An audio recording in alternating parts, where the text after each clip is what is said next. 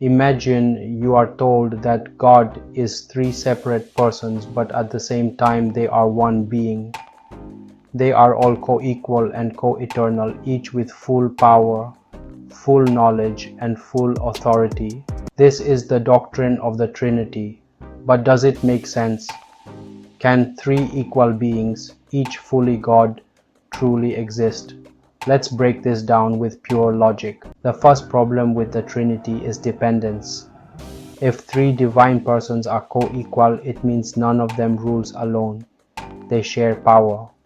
God does not depend on others. A real God does not need partners.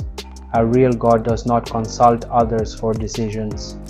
A real God rules alone with absolute authority. If a king needs two co-rulers to govern, is he truly the supreme ruler? No.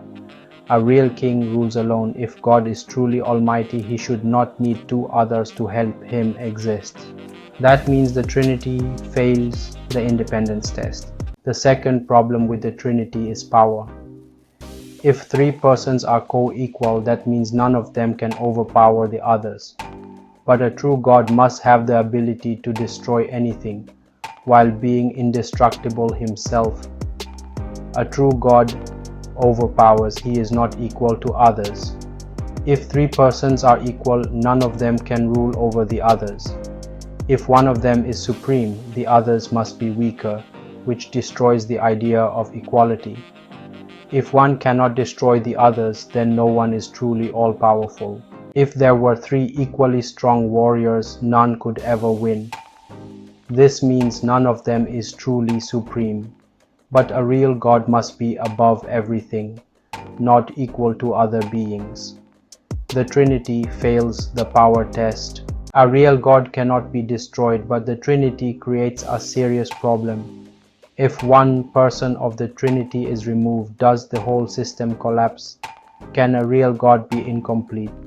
A true God cannot be weakened or destroyed. If all three must exist together, then they are not independent beings.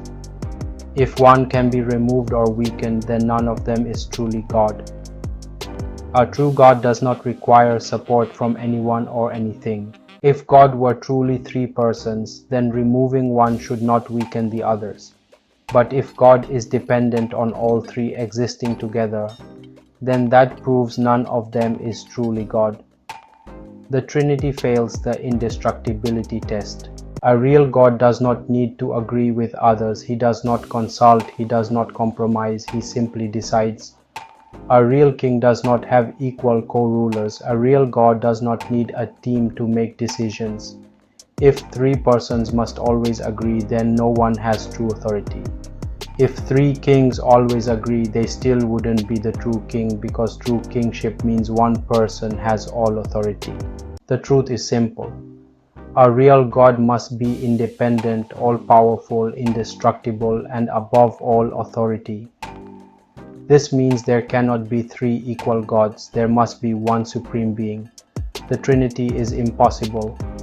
It makes God dependent, which contradicts the idea of a supreme being. It makes God unable to overpower others, which contradicts true power.